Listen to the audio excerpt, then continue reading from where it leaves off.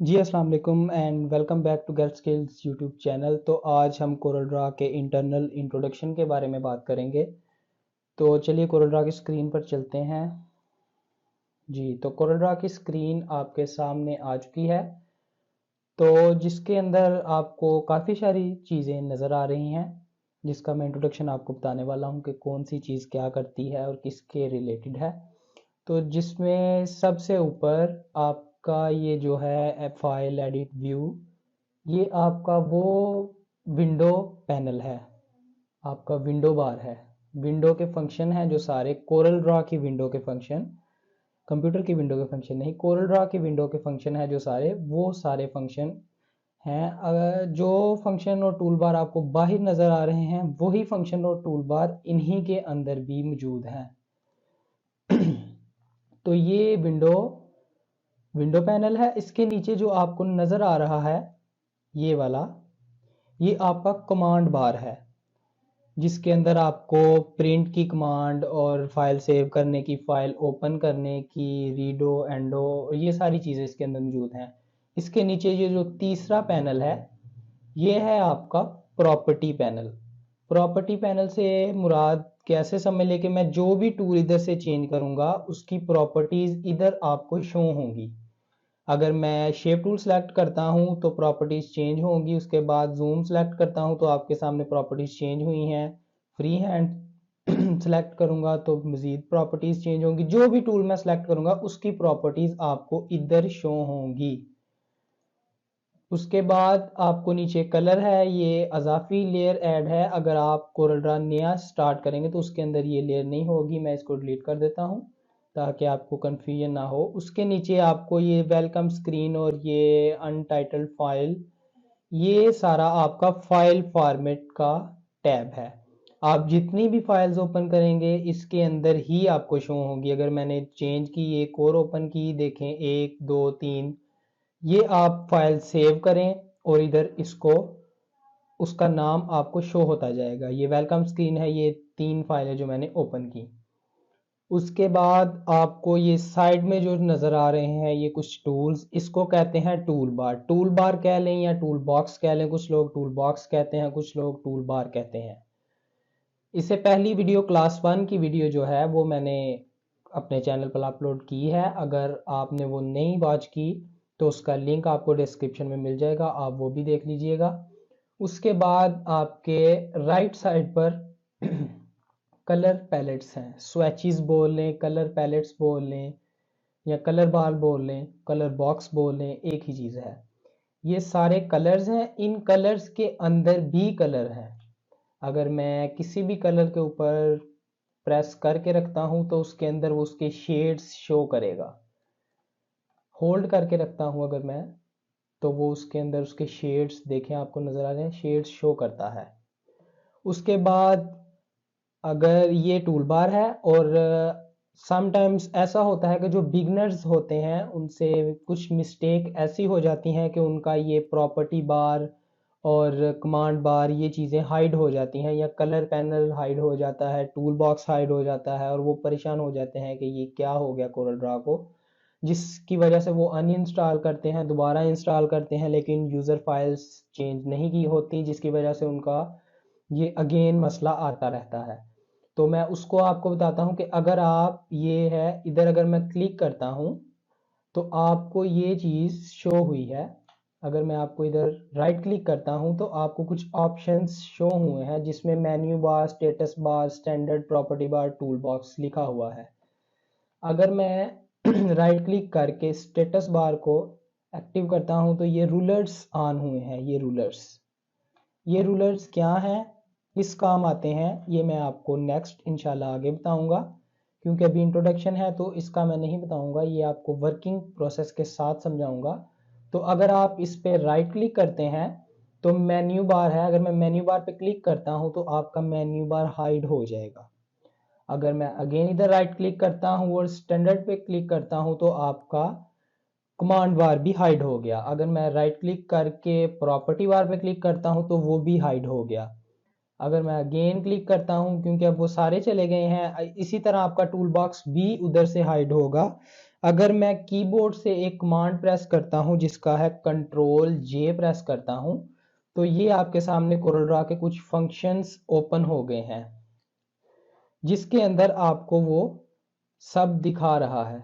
इधर डिस्प्ले में आप देख सकते हैं, डिस्प्ले में इधर आप ऊपर अगर देखें तो ये कुछ ऑप्शंस मौजूद हैं, जिसके अंदर ये थर्ड वाला है जो कस्टमाइजेशन का ऑप्शन है। अगर आप इस पर क्लिक करें तो कमांड बार पे क्लिक करने के बाद आपके पास ये कुछ शो हो गए हैं। अगर मैं इधर से टूल बार पे क्लिक करता हूं तो वो टूल बार भी आउट हो गया। अब मैं इधर दोबारा क्लिक करूंगा तो टूल बार आ जाएगा। अगर मैं प्रॉपर्टी बार पे क्लिक करता हूं तो आपका प्रॉपर्टी बार शो होना शुरू हो गया है। इसी तरह मैं इधर राइट क्लिक करता हूं तो स्टेटस बार पे क्लिक करता हूं तो रूलर्स आ गए। उसके बाद अगर मैं स्टैंडर्ड पे क्लिक करता हूं तो आपका कमांड बार भी वापस आ गया। अगर मैं मेन्यू बार पे क्लिक करता हूं तो आपका विंडो का मेन्यू भी आ गया। इसकी तरह आपके कुछ कलर्स हैं, अगर मैं इसको दरमियान में लेके आता हूं तो ये आपके कलर्स दरमियान में आ गए। ये समटाइम्स दरमियान में आ जाते हैं और कुछ बच्चे परेशान हो जाते हैं, जो बिगनर्स होते हैं वो परेशान हो जाते हैं कि इनको साइड में या कैसे लेके जाएं या दरमियान में कैसे आए हैं। अगर इधर से क्रॉस कर देता हूं तो वो चला जाएगा। ये भी एक मसला आता है कि आपके कलर्स शो नहीं होते, जिसकी वजह से स्टूडेंट्स कहते हैं कि ये मसला बन गया है। मुझसे काफ़ी ज़्यादा स्टूडेंट्स पूछते हैं कि सर ये मसला बना है, इधर हमारा कलर पैलेट शो नहीं हो रहा, विंडो बार नहीं शो हो रहा। तो अगर आपको ऐसा हो जाए तो आप ऐसे ही टूल्स के विंडो के ऊपर क्लिक करें, विंडो में आप कलर पैलेट्स पे क्लिक करें, उसके बाद आप पैलेट्स पे क्लिक करें। पैलेट्स पे क्लिक करेंगे तो ये आपको पैलेट्स के ऑप्शन शो होंगे, जिसमें आप अगर सारे अनेबल करेंगे तो ये आपकी पूरी स्क्रीन कलर से भर जाएगी, जिसकी वजह से आपको परेशानी होगी। तो अगर आप इसको इधर से डिफ़ॉल्ट पैलेट्स करते हैं तो आपने फाइल ओपनिंग के वक्त जो भी कलर सेलेक्ट किए होंगे CMYK या RGB फॉर्मेट होगा, वो ही कलर शो करेगा। क्योंकि मेरी फाइल RGB कलर्स में ओपन है तो मैं डिफ़ॉल्ट के ऊपर क्लिक करूंगा तो वो RGB कलर्स उसने शो कर दिए। अगर मैं इसको इधर से बंद करता हूं और मैं इसको करता हूं CMYK कलर्स पे करता हूं तो उसने CMYK कलर्स शो कर दिए। इसको भी मैं दोबारा क्रॉस करता हूं, अगर मैं परसेंटेज ग्रे के ऊपर शो करता हूं तो उसने CMYK कलर पैलेट्स ही शो किए। नहीं, CMYK ऊपर है, ग्रे उसने साइड पे शो किए हैं, परसेंटेज ग्रे ये आपको साइड पे नजर आ रहे हैं। जो ग्रे कलर की सारी शेड्स उसने साइड पे शो की हैं। तो इधर अगर आप सारे अनेबल करेंगे तो वो आपको सारे कलर्स नजर आएंगे। इसलिए मैं आपको मशवरा दूंगा कि आप इसको डिफ़ॉल्ट पैलेट्स पे रहने दें ताकि आपके कलर ऐसे ही रहें। अब ये दरमियान में है, अगर मैं इसको इधर से पकड़ के ड्रैग करके इधर लेके जाता हूं तो ये इधर फिट हो जाएगा, जैसे कि वो पहले ऑलरेडी फिट था। तो इन कलर्स के अंदर और भी शेड्स हैं, मैंने आपको पहले भी बताया। अगर इसके ऊपर आप क्लिक करके रखते हैं तो ये आपके पास different type of shades show करेगा जो कि इसी कलर से रिलेटेड हैं। आप ब्लू के ऊपर क्लिक करते हैं तो इसके अंदर भी आपको शेड शो करेगा जो कि पर्पल शेड तक जा रहे हैं। इसी तरह हर कलर के अंदर और भी शेड्स मौजूद हैं।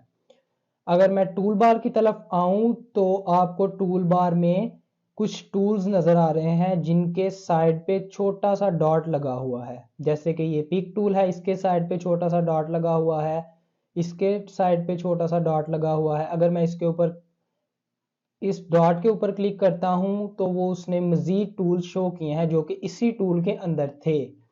और अगर मैं इस पे क्लिक करूंगा तो वो फिर मजीद टूल शो नहीं करेगा, क्योंकि वो मेन टूल है, इसी वजह से वो ही सिलेक्ट होगा। अगर मैं छोटे के ऊपर डॉट के ऊपर क्लिक करूंगा तो वो मजीद शो करेगा।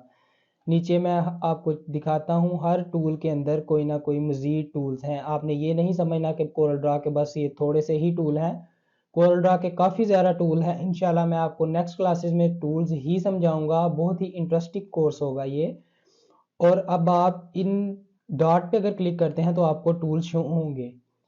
मैं सबसे पहले आपको पिक टूल की बात करूंगा। सबसे पहले मैं आपको रेक्टेंगल और ओलिप्स टूल जो है इन ये समझाऊंगा, क्योंकि इनकी मदद से ही हम बाकी सारे टूल्स जो है ना समझेंगे। अगर मैं इस पर क्लिक करता हूं और मैं फाइल के ऊपर लेके जाता हूं तो आपको मेरे कर्सर के साथ एक छोटा सा बॉक्स नज़र आ रहा है। अगर मैं इस पर क्लिक करके इसको ड्रैग करता हूँ तो ये एक रेक्टेंगल जो है ना लगा रहा है। उसके बाद आपको मैं बताता चलूँ, ये जो आपको वाइट पेज नज़र आ रहा है ये कोरल ड्रॉ का कैनवा कह लें कि कैनवा साइज का एक पेज है। ये कोरल ड्रॉ ने खुद ही से लॉक किया हुआ है, आप इसको ड्रैग करके किसी और जगह पे नहीं लेके जा सकते। हाँ, उसके बाद अगर आप पिक टूल की मदद से इस पे क्लिक करें, इसकी लाइन पे क्लिक करें या इसके सेंटर में क्लिक करें, एक ही बात है। अगर आप इसको सिलेक्ट करेंगे तो ये आपको कुछ पॉइंट्स शो करेगा जो कि इसके कॉर्नर्स पे मौजूद हैं, जिसे आप नोड भी कहते हैं। ये वो पॉइंट्स हैं। इसके बाद मैंने आपको प्रॉपर्टी पैनल के बारे में बताया था, क्योंकि मैंने रेक्टेंगल लगाया है तो ऊपर प्रॉपर्टीज पैनल में प्रॉपर्टीज चेंज हो चुकी हैं। इसके बारे में मज़ीद आपको बताता चलूँगा साथ साथ। अगर आप इन नोड्स को पकड़ के नीचे को ड्रैग करेंगे तो ये नीचे को रेक्टेंगल की शेप चेंज होगी। अगर आप इसको ऊपर को करेंगे या साइड से छेड़ेंगे तो इसकी शेप में फ़र्क आता रहेगा। अगर आप इसको इधर से करेंगे तो ये एक ही शेप में मूव करेगा, लेकिन इसके साइज़ में फ़र्क आएगा।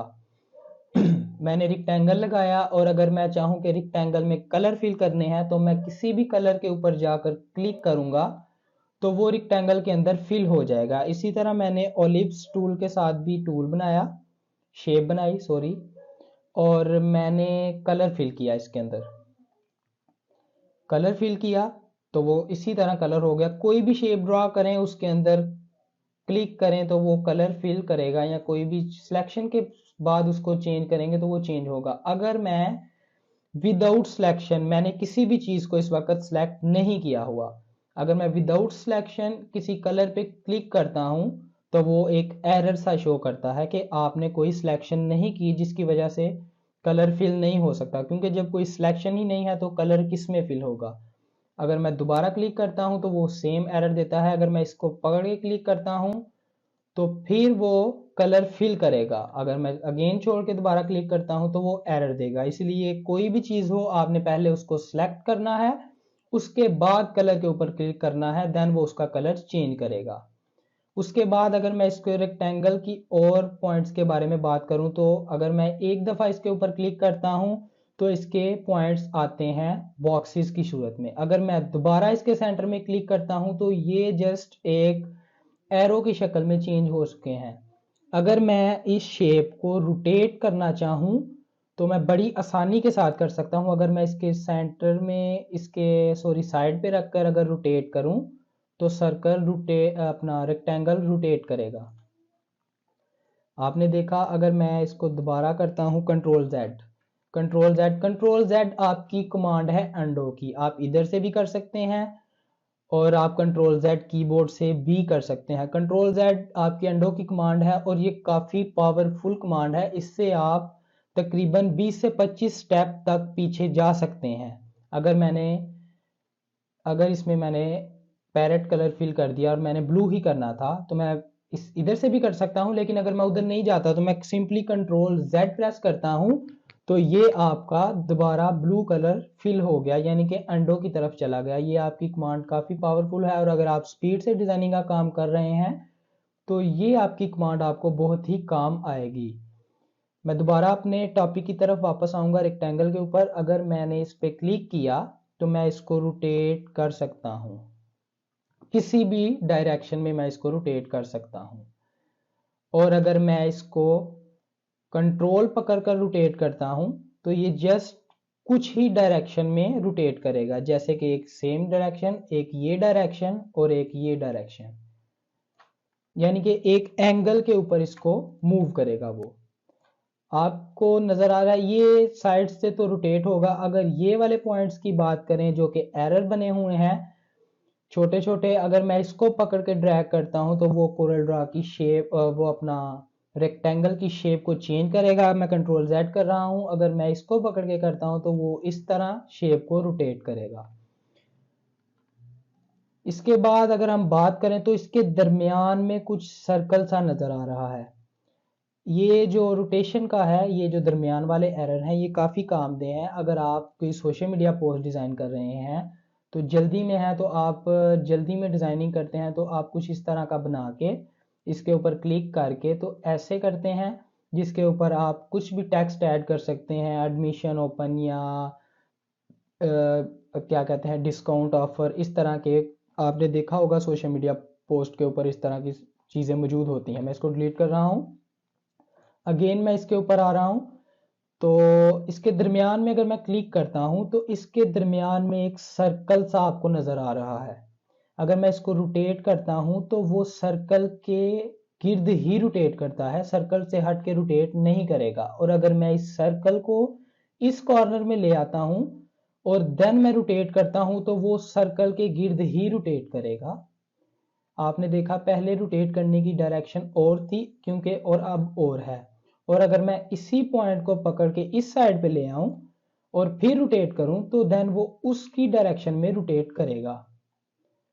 मैं इसको दरमियान में वापस लाता हूं और अगर मैं इसको ऊपर की तरफ ले जाऊं तो ये ऊपर वाले की डायरेक्शन में रोटेट करेगा। और अगर मैं इसको कॉर्नर में ले जाऊं तो ये कॉर्नर की डायरेक्शन में मूव करेगा। अगर मैं इसको शेप के बाहर ले जाऊं तो वो फिर भी बाहर ही इसकी डायरेक्शन में रोटेट करेगा।